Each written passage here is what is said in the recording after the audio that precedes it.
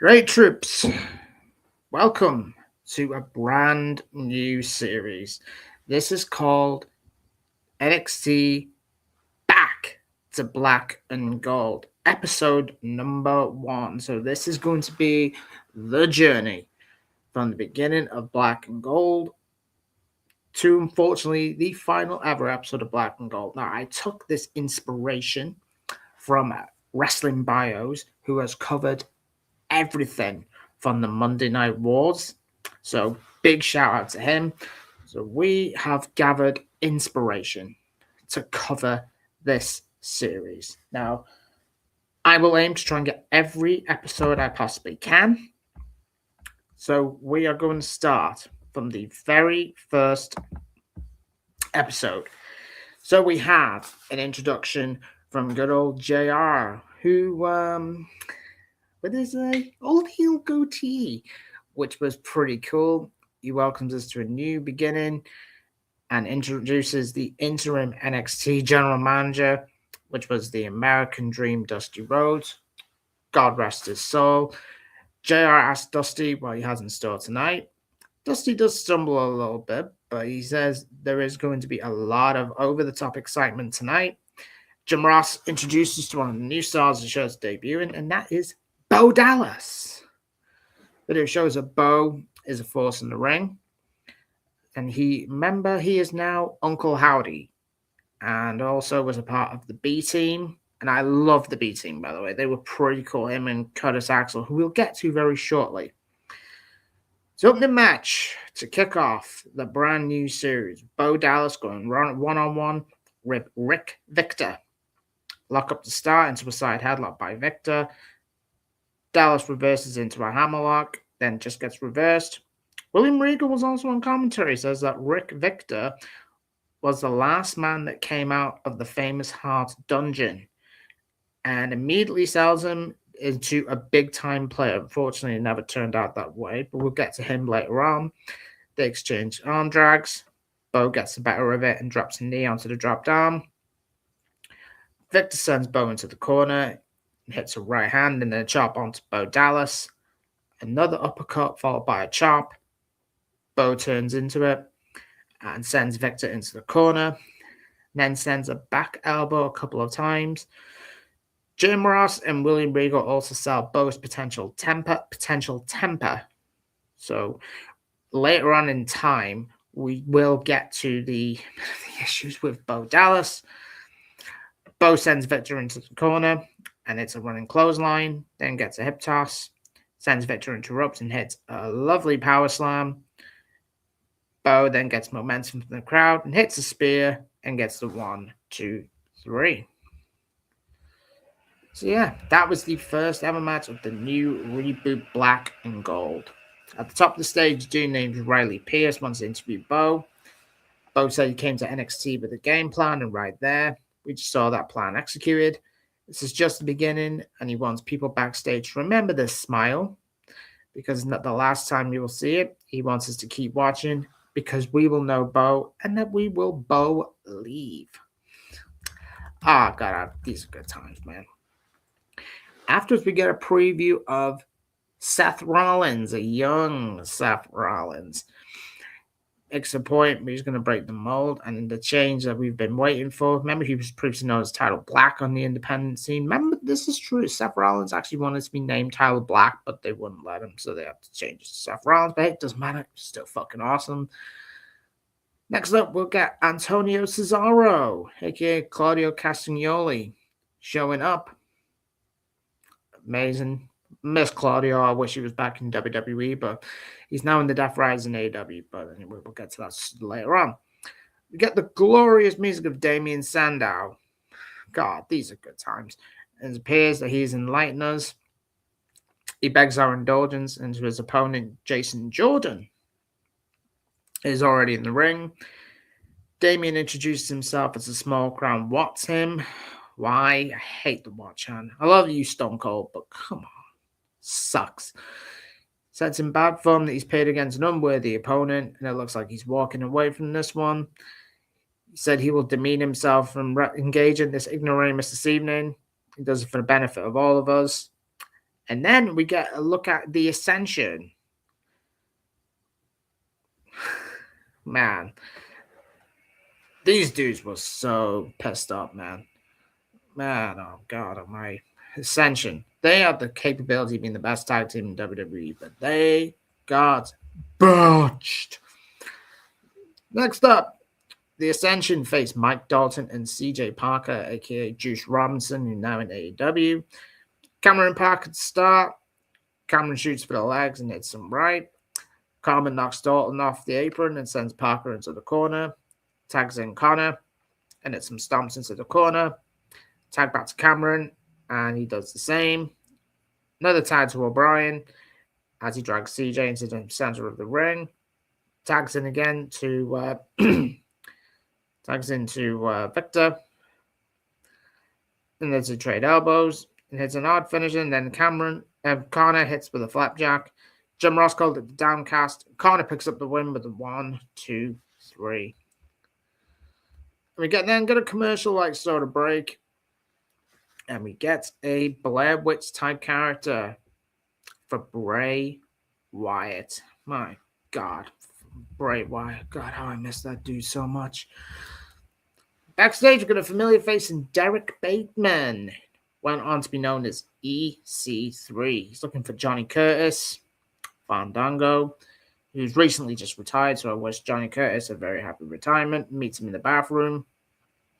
Johnny comes out of the store, tosses a napkin on the floor as Bateman tries to make an exit. Bateman asks if Curtis feels a little sick, because Curtis is sick. Bateman claims that he's pretending to be sick to leave the main event next week. Curtis is sick of being around Bateman another week. That's what he's sick of. And when he's in his office, he got a little bit sad and nervous. So next week then, after that, Curtis tells Bateman to stay out of the restroom as he attacks him. Curtis wipes him out on Bateman's shirt. Main event. The first ever NXT Back to Black and Gold, the reboot, was Tyson Kidd, the most underrated wrestling talent I've seen, versus Michael McGillicuddy, Curtis Axel. How the fuck did they fumble this kid? Was unreal. So Colton start block up, got a power struggle until Tyson chops the arm and takes it behind McGillicuddy. McGillicuddy grabs the ropes and breaks the hold. Both men stand. Another lockup is followed by a side headlock from Kidd. McGillicuddy uses his height to bring the arm up and over, then locks in the hammerlock, followed by a side headlock. Tyson sends him into the ropes. McGillicuddy comes back with a hard shoulder block. Tyson shakes it off a bit as the ref stands him up. Kidd with a go-behind into a side headlock. McGillicuddy hits the ropes and sends McGillicuddy and goes for a clothesline. Kidd slides under, hops over and goes for a roll-up. McGillicuddy holds onto the ropes. Kidd flies back, kicks up and sends McGillicuddy a few times before flipping towards and grabbing onto the leg. Locking in onto the shin, but McGillicuddy grabs the ropes. This was actually some exchange, by the way. And McGillicuddy then rolls out the ring to regroup. Then we go for a test of strength with some knuckle locks, and this time McGillicuddy uses height and leverage to take Kidd down into a bridge. Kidd is able to push out of it, goes to the ropes and hits a springboard arm drag. One more arm drag, and then Kidd locks in the arm. Regal name drops Owen Hart, which is very rare. People actually do name drop Owen. God, Owen Hart, miss him so much. This is obviously off Black and Gold subject. Could you imagine if Owen Hart and the British Bulldog did their own podcast? Holy shit, that would have been fucking priceless of them two. If them two did a podcast, that will be worth watching more than other podcasts. That would outdo Broken Skull Sessions, 6 Feet Under with The Undertaker, and it would also shit all over Talk is Jericho. Even though I love all of them. But Owen and the Bulldogs podcast would be incredible, by the way. Regal names Owen, claiming he tore Kidd out to do an arm drag. McGillicuddy with a knee into the corner. McGillicuddy with a stomp onto Tyson Kidd. Lifts up Kidd. And with a quick snap suplex for a 1 count. McGillicuddy with a forearm to the back, whip to the ropes, and Kid kicks him in the face. Then runs and clotheslines McGillicuddy over the rope to the outside. Kid is looking to fly with a suicide dive for the center on McGillicuddy as we go into a commercial break. Back from commercial break, and Tyson sends McGillicuddy into the turnbuckle and then some stomps into the corner. Whips to the ropes, and Kid follows up with a heel kick for a 2 count. Kid with a right as he whips. McGillicuddy reverses, sends Kid into the corner. Kid raises up McGillicuddy, holds on, send him into the apron. Kid lands onto his feet and goes for a shoulder block, but McGillicuddy hits him with a knee instead.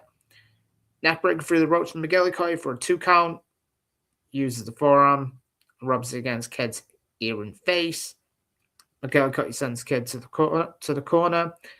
It's a couple of stomps. Then a back kick while the ref doesn't see it. Hard work chest first from McGillicuddy for another 2 count. McGillicuddy with a pin for another 1 count. McGillicuddy with a reverse chin lock on the mat. Stands on for some leverage as Kid tries to turn into it. Kid hits an elbow. McGillicuddy drops him with another knee. McGillicuddy sends Kid to the ropes, and Kid comes back with a crucifix. As he rolls down, gets a roll up for a pin for a 2 count. McGillicuddy picks up Kid and locks into a tree of woe. Looking for that drop kick, but misses while Kid rises up. Lands on the pole between his legs. Ouch, this actually hurt, by the way. Who said wrestling? It does not hurt. Kid gets another 2 count. Tyson won't allow it. It's a headbutt. Tyson then flies off to the moonsault for another 2 count. Tyson goes for the sharpshooter on a dungeon lock. McGillicuddy rolls out the ropes, and he rolls onto the apron. He hits a Saito suplex for a 2 count. McGillicuddy decides to be a bit of a dick and wants to hit the sharpshooter. Hits the anchor man while holding on to the ropes. Tyson gets to the ropes. McGillicuddy drops a fist to the back, then gets in the middle of the ring, calls for the perfect plex. God rest your soul, Kurt Hennig, one of the greatest wrestlers of all time. Kid locks the legs for an inside cradle for another 2 count. Both guys get up. McGillicuddy runs. Tyson goes under for a roll-up. He locks in the dungeon lock. McGillicuddy taps straight away. This was a very good main event to open the first ever NXT. I watched NXT since the very first day. I still watch it to this day. I took a break during 2.0 because the show was just terrible. This was a good start to the first ever episode of NXT. I was so proud of how the show was done and what talent came from Black and Gold to the here and now. So there you go, troops. That is the first ever episode. So next week on NXT, we will get the in-ring debut of Seth Rollins. We also will get Antonio Cesaro and the debut match of Johnny Curtis against Derek Bateman. So that is the first episode of Back to Black and Gold. I hope you guys enjoy it. I'm going to get this done, hopefully as soon as I can.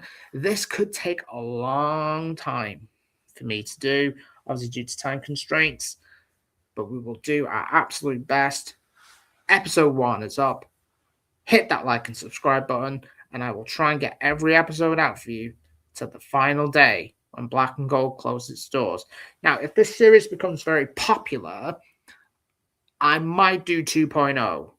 I don't want to because I hated it, but it's down to y'all whether you do like it or not. Anyway, thank you for watching the first episode of Back to Black and Gold.